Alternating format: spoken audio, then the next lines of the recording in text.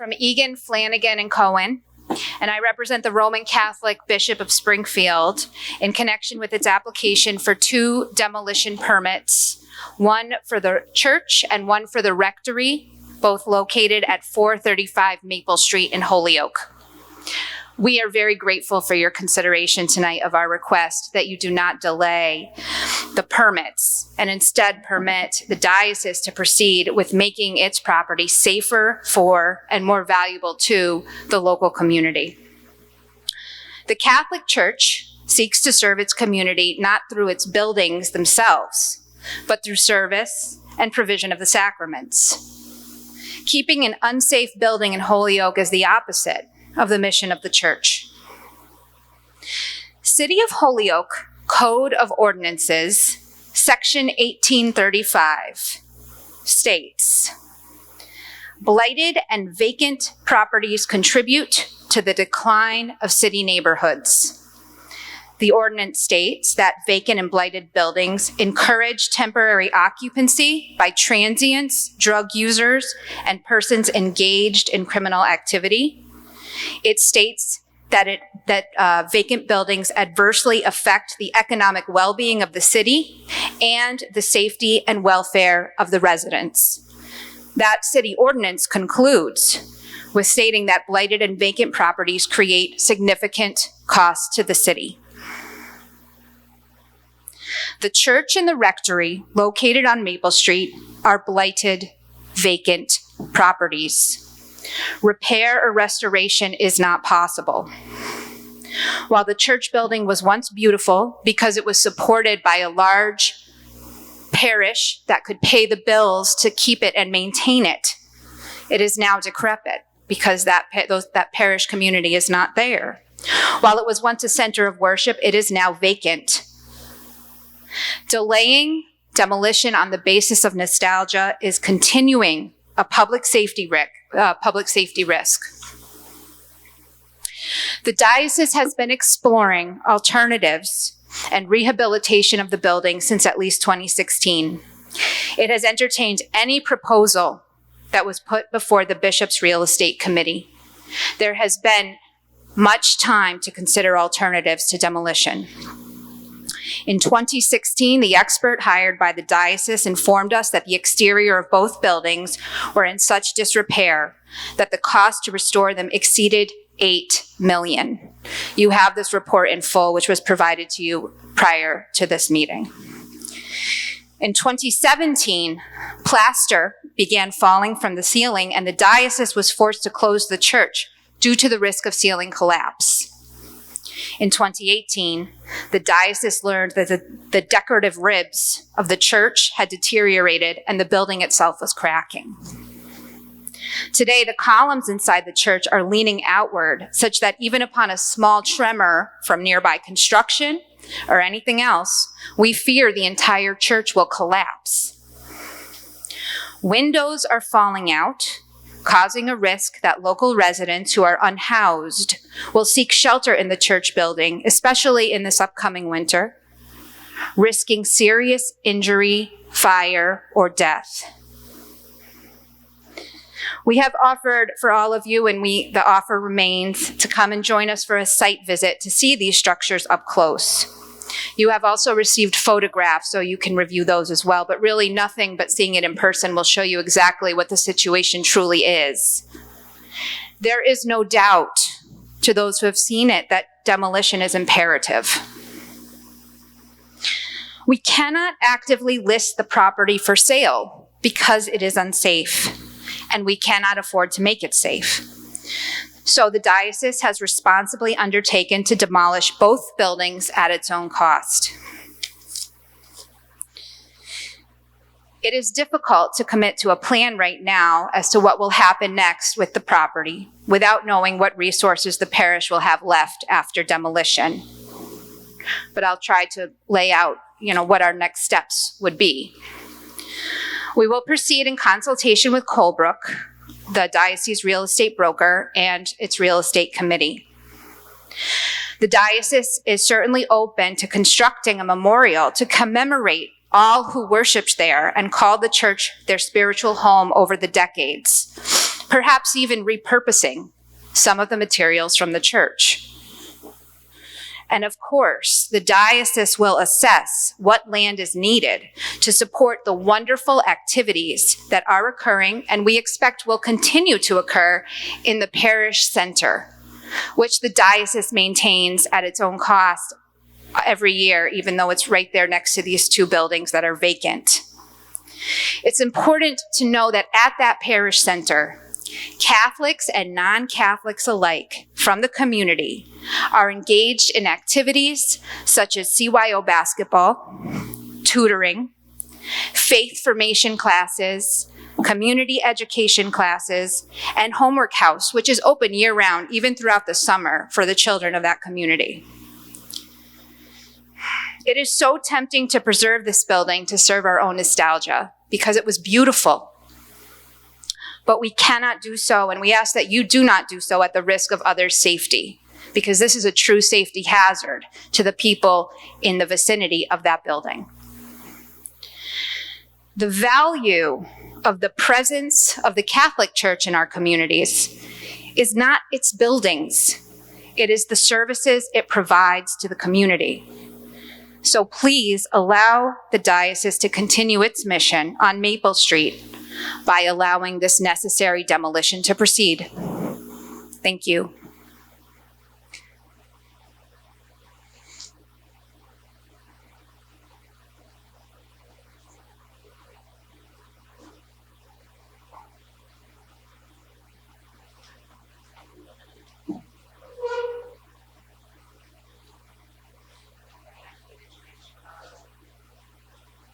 So I'm Father Riley, the pastor of St. Jerome's Church in Holyoke, which we have merged 3 different parishes together, which was Our Lady of Guadalupe, St. Jerome, and Immaculate Conception. And the main reason for that merging was financial, because those communities were all struggling to remain in existence, but we do know that our outreach to the community of Holyoke is so important, and we will continue that outreach. I will just continue to say that demolition is urgent to prevent further vandalism of the properties. We have people sleeping around there. We have people just hanging around. And even when we talk about the continued services that are given to the gym building or the community center, I would say that that building is even something that costs not only the diocese money, but it costs the parish money. We have estimated it costs $85,000 a year for our parish to keep that gym building open. And when we think about maintaining that building and upgrading it, we've done a study as well. It's up to $5,000 to $6,000, no, $5 to $6 million to make that viable again. And we could actually close that building today because of the code issues, but I suppose we've been grandfathered into it. But it's almost like if we were to take and restore that gym building in the best way we could, it would be like throwing bad money onto good. Good money onto bad. Sorry. Good money onto bad. And I'm sure that nobody has good money to throw onto bad, in the sense that I don't think anybody's going to pay for that. And the good money onto bad that would be costing us to renew that building would be $6 million. And that's something that we don't have, especially when we're struggling to keep our 3 parishes together and the outreach. But depending upon the outcome of that footprint of the land that exists on Sargent and Maple, then we would be able to decide what we're going to do with that parcel and perhaps rebuild a community center there. And we don't have any plans for that because the plans that are presently in action are just so nebulous. But if we could think about that, and it's even possible that we won't need that whole footprint of property, and we know and respect very much the old Jackson Parkway renovation that has come through the individual housing that has helped people to find dignity in their lives and have personal home ownership. Maybe we could even work with the city in providing land that is left over, because that whole footprint from Franklin to Sargent and Chestnut and Maple Street is not something we probably will use for the whole future investment that we will make in the neighborhood. However, we're trying to work that out too. And as was stated already, it's continuing to be a possible arson place for public safety. I know that when the Perpetual Help building was burned down in 1999, the whole city block went down. And if there was a possibility of that type of mistaken arson there, it could be something that would be tragic, not only for the neighborhood, but also for the fire people there will come to try and help preserve.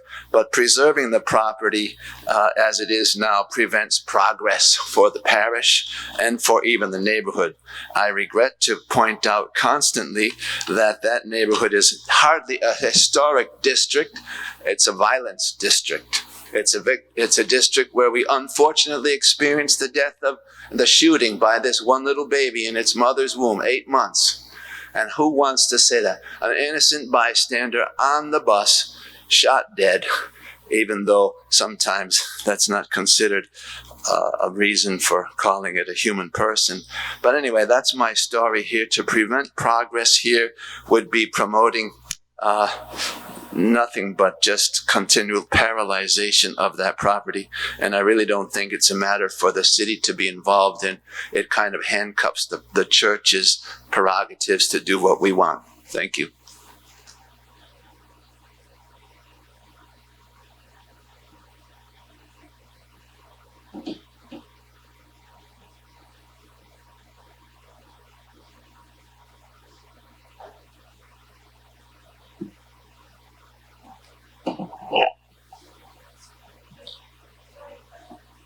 I was just going to say, we have any questions? Anybody have any questions on the commission before we go further?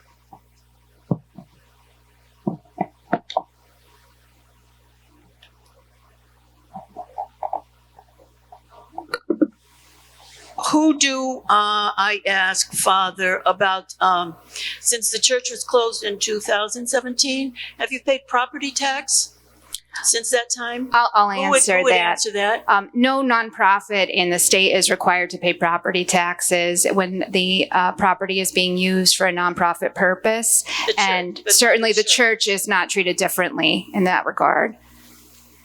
The church should be, it's empty now, so it should be classed as commercial, so it should be taxed. Well, we're seeking to demolish that area and potentially enlarge it to expand the nonprofit activities. I'm so sorry. Well, we did inquire about the tax assessors, and she was not aware that the church was abandoned. Mhm. So it will go on her tax rolls. So she's been made aware of that. Thank you. And also, I want to know what you know about St. Michael's Cathedral, Our Lady of Hope, and Immaculate Conception in Springfield. Are you aware that those 3 churches that belong to the diocese are in local historic districts? I am, and specifically, the one that is on Hungry Hill, is that Our Lady of Hope? On Carew Street. Has anyone seen that building? I would encourage you to see it because that was one that was landmarked. It is vacant, it is decrepit, it is empty, and it remains a blight on that neighborhood because these buildings are so large they cannot be otherwise restored. And we're concerned that this will be the fate of this building as well. I also want to question you on the Berry engineers and contractors. Yes, ma'am. It was brought to our attention that they sent you a report, and I think that the report is not objective because these were the same people who reported on Mala della Rosa Tower. They said it was structurally unsound, and we know how that came out. So I would like to say that we need an objective report to justify what structurally unsound means. That you use that word all the time, and it doesn't hold any weight anymore. Sure. Structurally unsound means that it could fall down. My understanding is that recently at the shooting that Father referenced, there were actually city employees, police officers that were searching for bullets in the building. This is what someone told me. I don't know if it's true. If it is, that is a major problem, because a building that's structurally unsound should not be one that our employees are forced to go into. That is, not only are the unhoused people of our community potentially utilizing buildings like this to stay warm, but also our city employees. And we're really concerned about the safety of anyone who's within the vicinity of that building. So I would like to read a letter from our building department from our inspector, George Shaw. Sure. So he said, Father Riley, on October 12th, 2023, you and your contractor received an email alerting you to the fact that the church building on this property was unsecured. Mm-hmm. Several windows were open or missing, and that you are required to fix this. Since then, the building has been further vandalized, more broken windows. You or your representatives have not contacted this office nor remedied the situation. I have attached a copy of the email.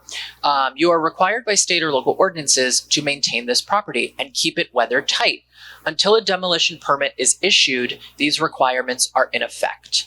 Therefore, upon receipt of this letter, you will be levying fines of $300 a day until you comply with this order.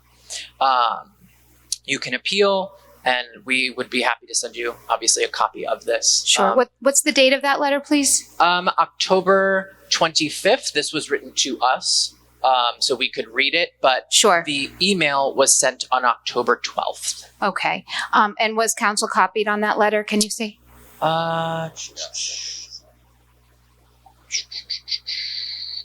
Historical Commission, Father Riley, and the contractor, okay. I believe.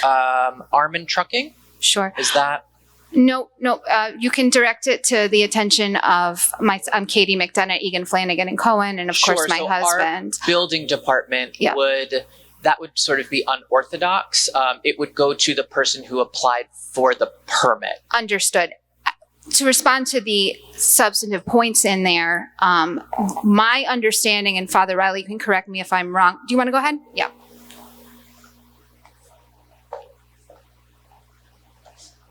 The only thing I would ask forgiveness is that I never got that letter, because email is really a secondary way that I do business. I like to talk face to face, or I like to talk on the phone better. So I would say there's something ineffective about that email. So I never got that email.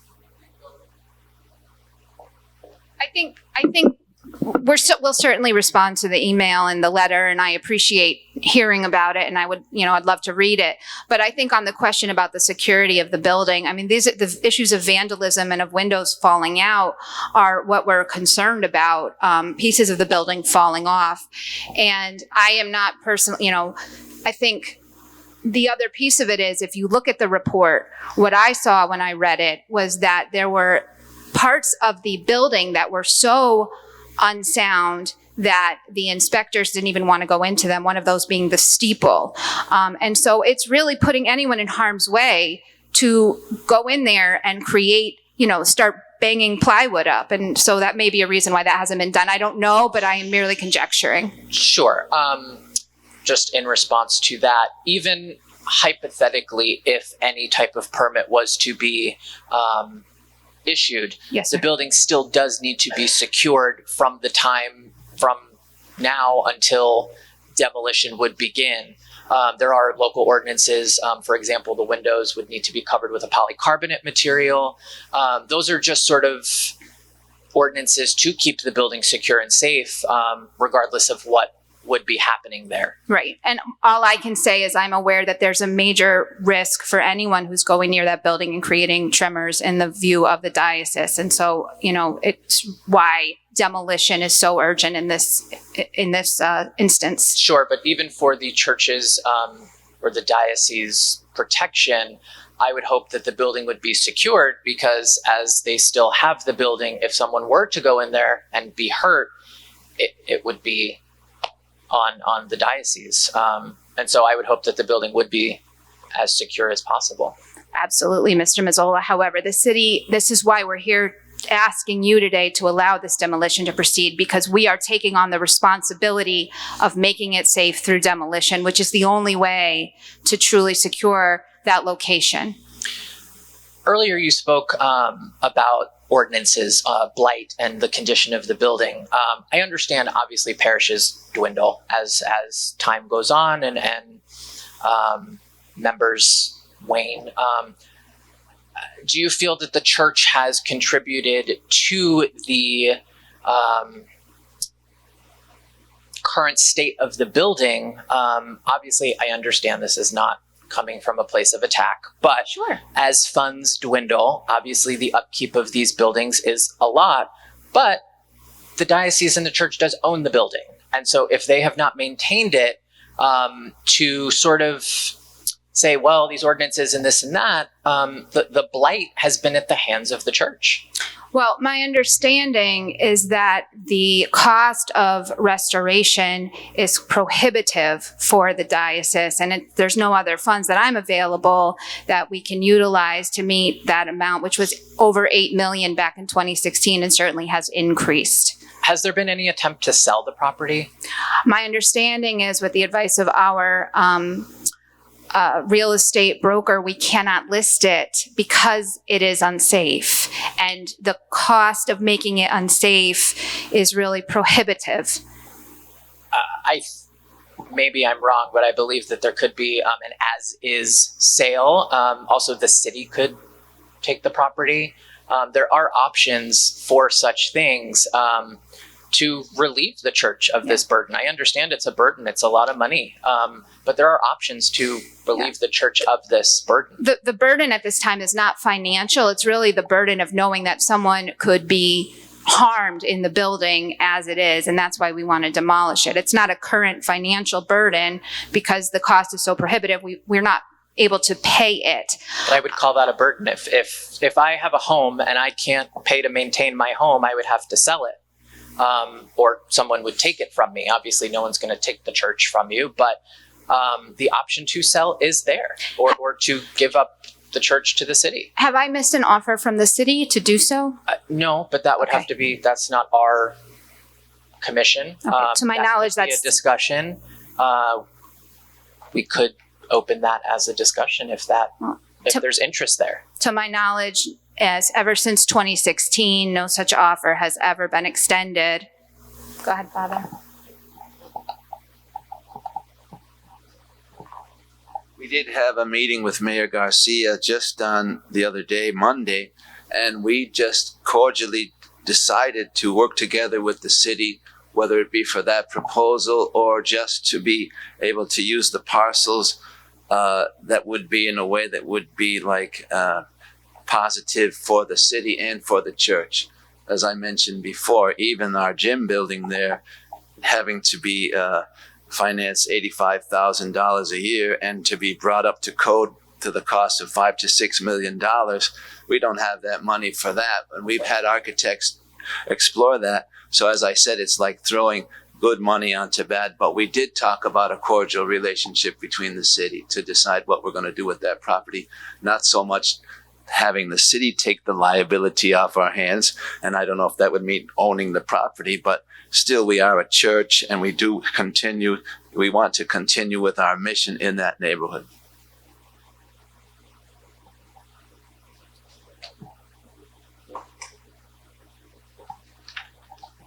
Any other questions? Well, we thank you all very much for your consideration, and Thank you. You are an important part of this process, so we appreciate your review. Thank you.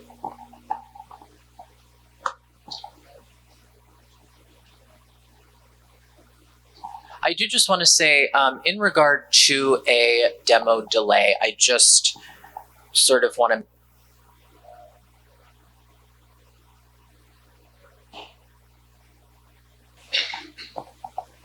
Hello? Okay. In regards to a demo delay, I just want to make this known.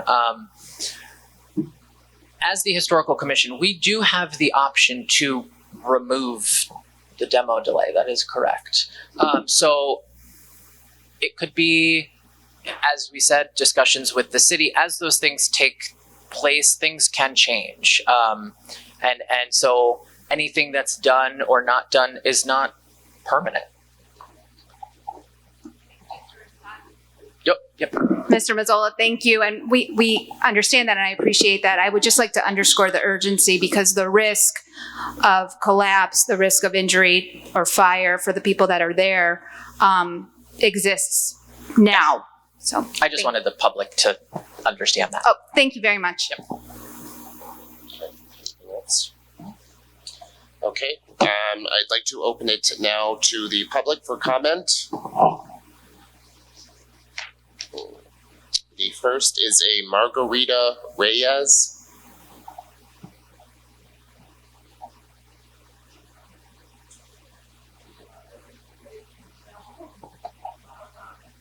No comment? Okay. Next, I have an Alex Jansen.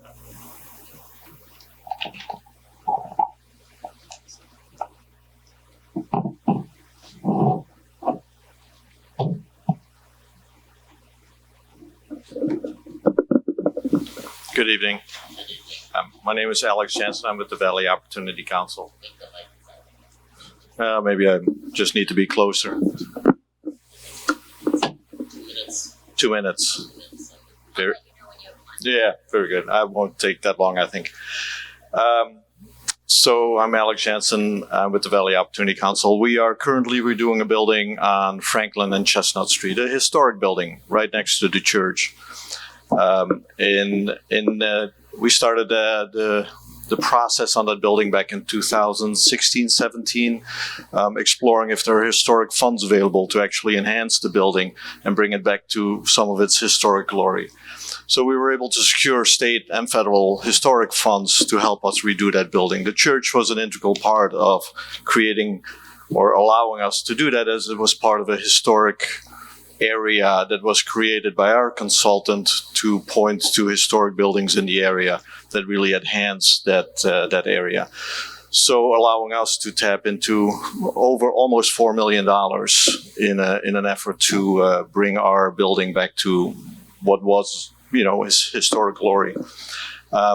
So these old buildings that are around Holyoke and other communities, so they were built in a way that we don't build buildings anymore today.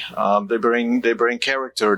They bring pride to the local community. They tell us where we came from. So preserving. So I'm in favor of the delay, and I'm asking for the delay to really keep these buildings and see what else can be done. There is money available. We were able to secure money to help us redo our building in a way that really makes the building stand out, to really bring it back to what it once was. And having these buildings, once one goes, the second one goes, the third one goes, and all of a sudden you lose the real fabric where the community came from. They get new modern buildings get built, or another CVS. It's really not what we need. We need community. We need things to bring us back to where we came from. And really, am I up? Yeah. Is that it? All right. So my slogan that I had was preserving today will preserve tomorrow. So all right, thank you. Sorry I went over.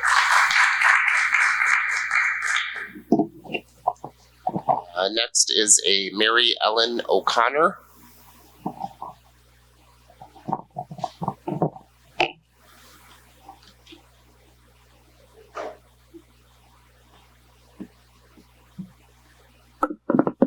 Good evening. I speak in opposition to the demolition delay proposed for the Sacred Heart Our Lady of Guadalupe property on Maple Street. Sacred Heart Church has not been used since 2017, when safety issues forced its closure. Cost of repairs at that time was $8 million. When the rectory became vacant in 2021, its condition was determined to be so poor that demolition was recommended, since the estimated cost for its repair was between $3 and $4 million.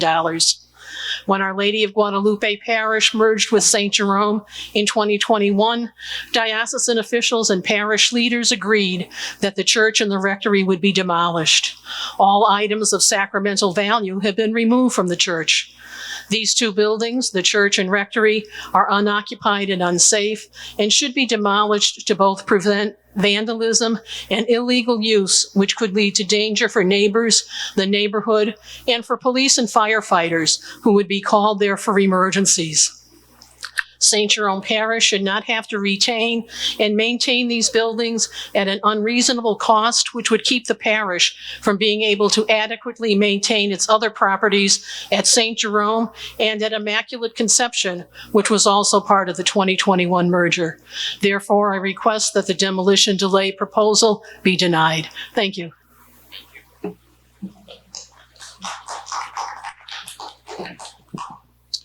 Stephen Huntley.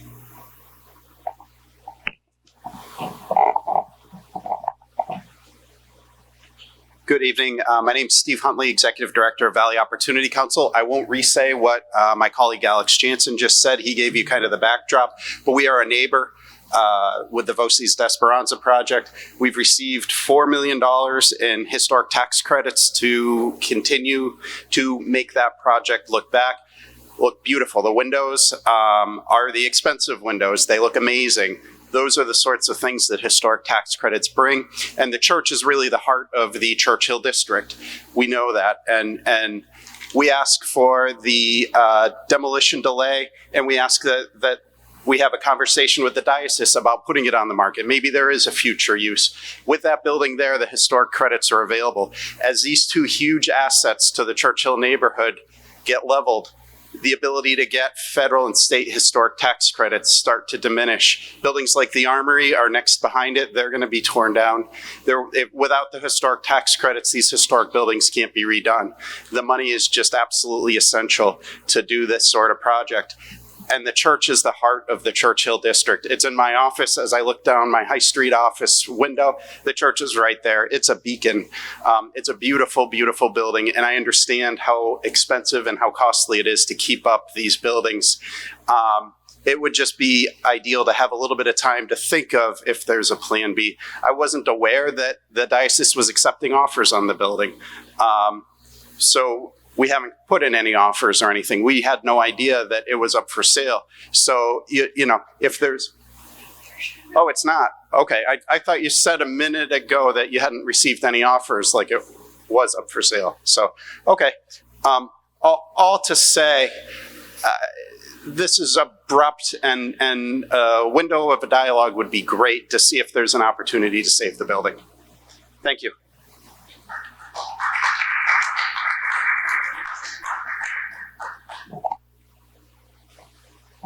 Next is Mary Jo Dender, I'm sorry. You okay? Susan Van Pelt.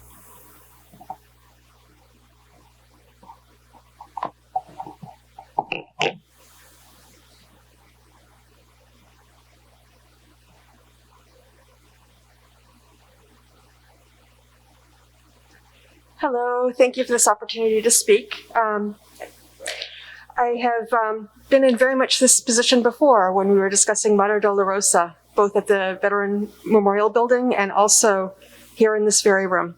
The history of that is a very sad history, but we heard very much the same arguments from the church. And yet when demolition actually came about, they had one heck of a time taking down that steeple because it was so sturdy. So I would treat with great skepticism what the diocese and their paid help have to say on this situation. As far as the status of the building, I would defer to the city engineers and building department. But your purview surrounds history and the quality that historic structures bring to a neighborhood and a community. I am a resident of Churchill. As the crow flies, I'm scarcely 2 blocks from Mater Dolorosa. on foot, it's closer to 4 blocks, but nonetheless, I'm a resident of Churchill. That church is an integral part of the neighborhood. It is beautiful. It is absolutely historic. And I think the question before you as a historic commission is this building of historic value? And I think unequivocally the answer to that is yes. And I ask you therefore to impose a demolition delay, even if it may ultimately prove futile, as it did with Mater Dolorosa. I understand that you do not have a good partner in the diocese in looking towards solutions that incorporate preservation. That's simply a fact. But nonetheless, your charge is clear, just as my charge was clear. I felt that it would be futile to come here tonight and speak, but I did it anyway, because history is going to judge us by how we handle our responsibilities. The church will be remembered for how it has handled its responsibilities, but you will be remembered for how you handled yours. And I please ask you, therefore, to impose the demolition delay. Thank you. Thank you very much.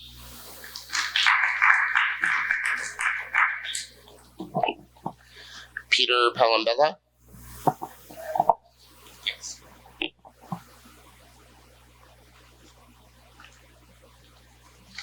My name's Peter Palambella. I live at 5 Center Street. I would be very much opposed to seeing this building demoed because it's a very important part of that neighborhood. That is the Churchill neighborhood, and that is the church in the Churchill neighborhood. The city's primary business is taking tax revenue and providing services with it. So if that building could be put back on the tax revenues, I think that's the direction to go in.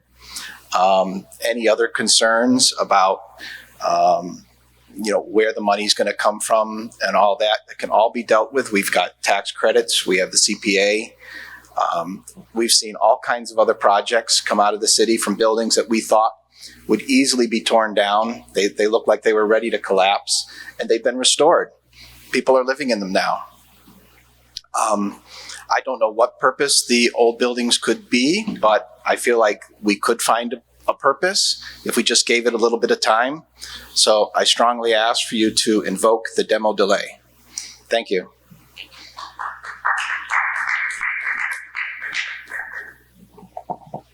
Raymond Orvillera?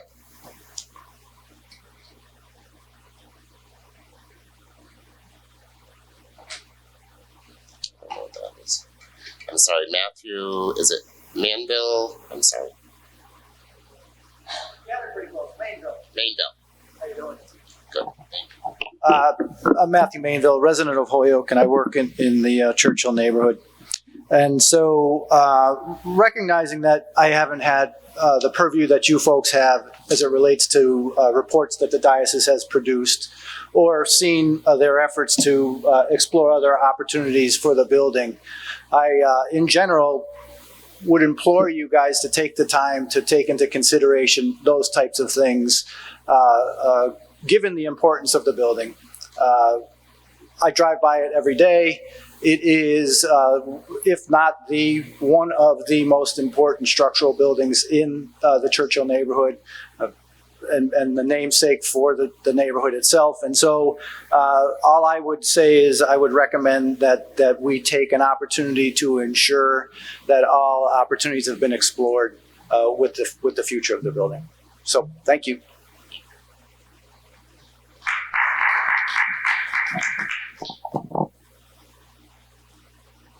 Lauren Niles?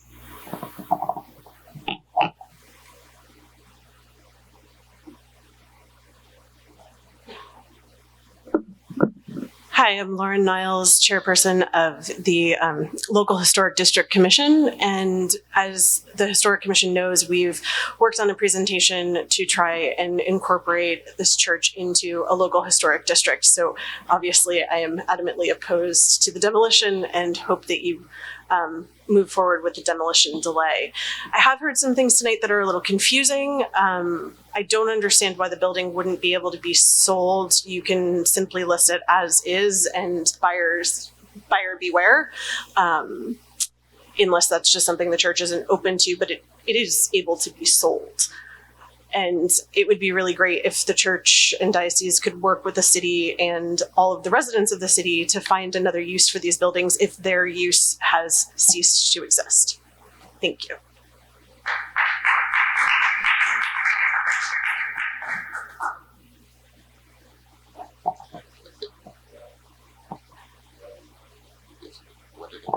Unfortunately, with public comment, there's not a response. Next is Jenny McGivern. No. John Kelly.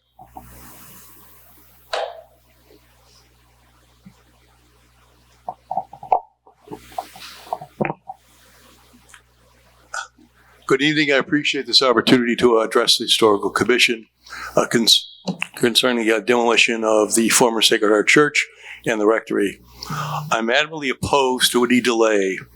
I served as chair of the Finance Council of that parish for many years. I was a member of the parish for close to 65 years.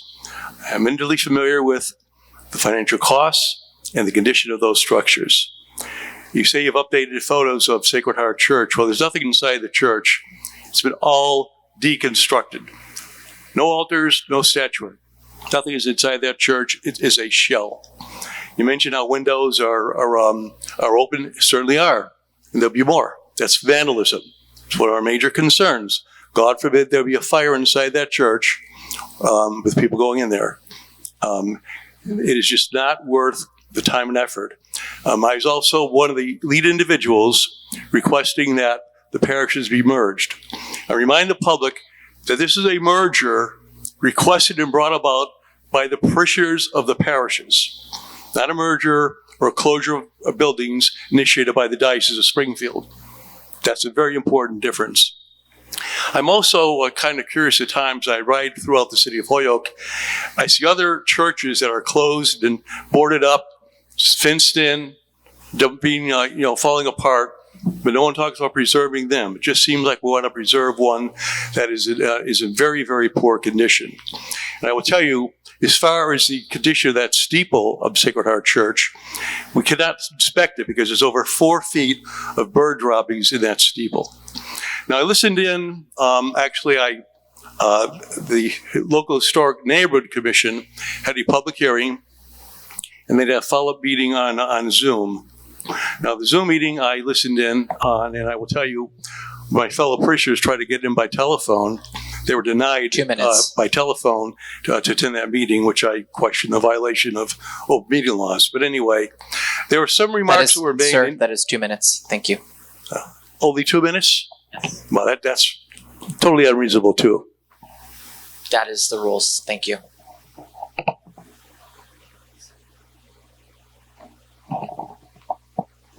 Next is Catherine Hopkinson.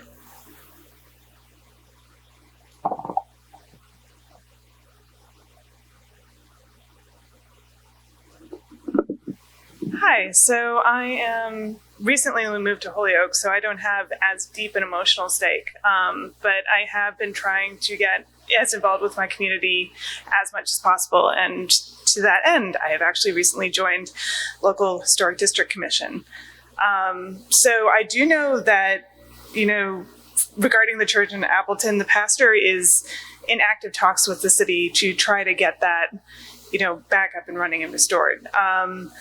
And I think, from what I've heard today, kind of this debate boils down into the question of, do we need to demolish it immediately over safety concerns?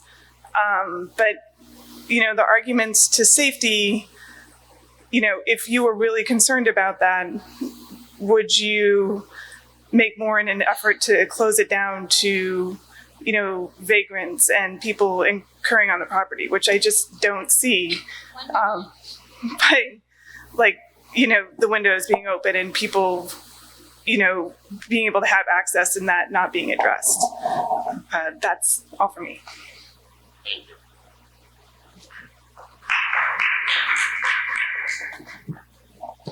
Mimi Pianich.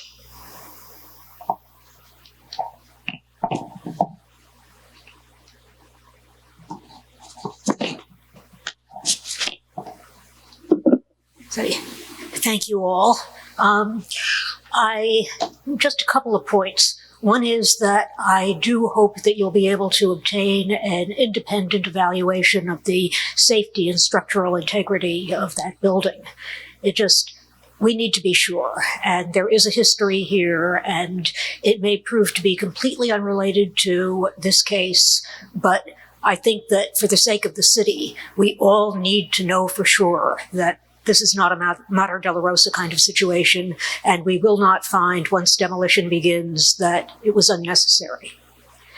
The next thing is, this is a pattern that repeats itself. And in fact, I have a great deal of sympathy for the parishes, for the parishioners, for the very real financial burden that's been placed on them.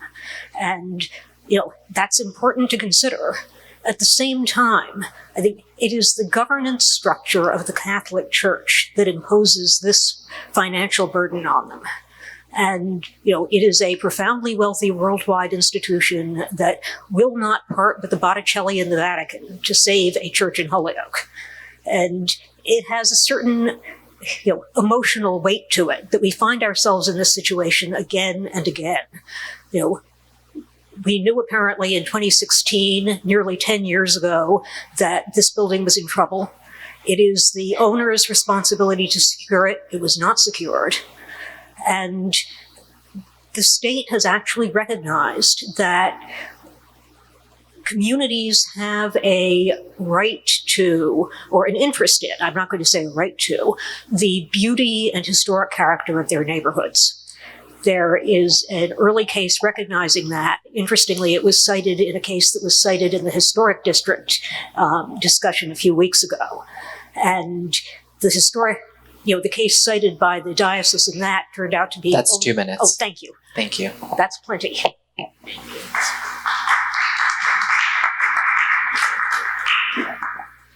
Glenn Sullivan? Oh, no comment? No, okay. Marco Crescentini?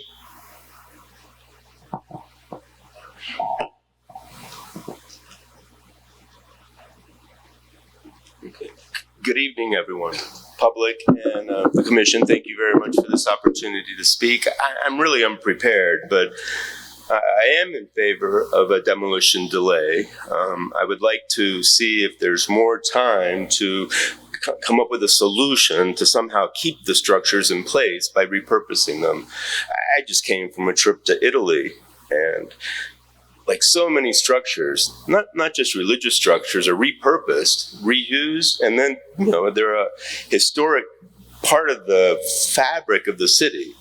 And I believe that by trying to somehow keep the church and the rectory as part of the historic fabric of the city is for the overall benefit of the city.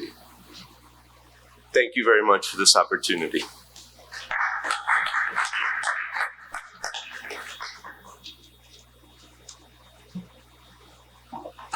Okay, if I can get a motion to close the hearing? I make a motion to close the public hearing. Chris Gautier? Yes. Joseph Mazzola? Yes. Yes. Olivia Mazel? Yes.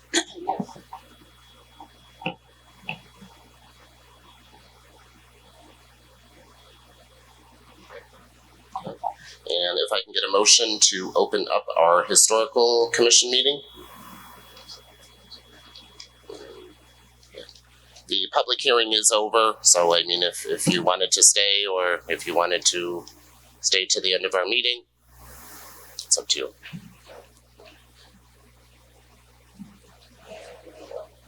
No, just the right.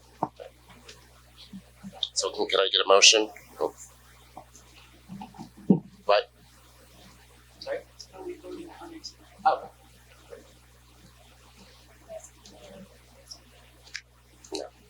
No, this is it. Right.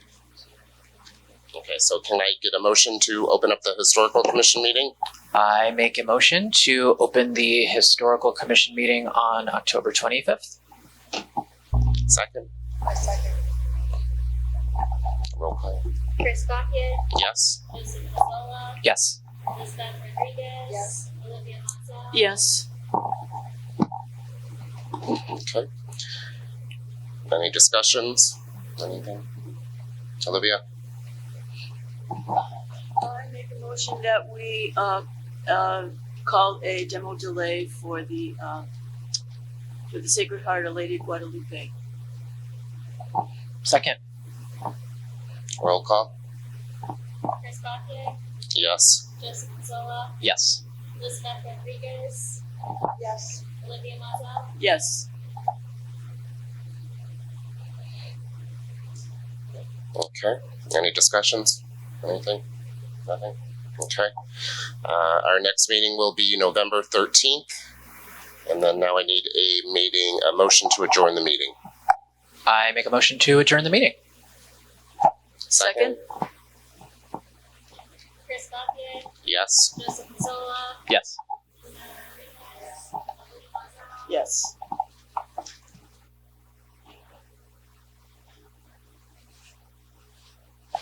Thank you, everybody.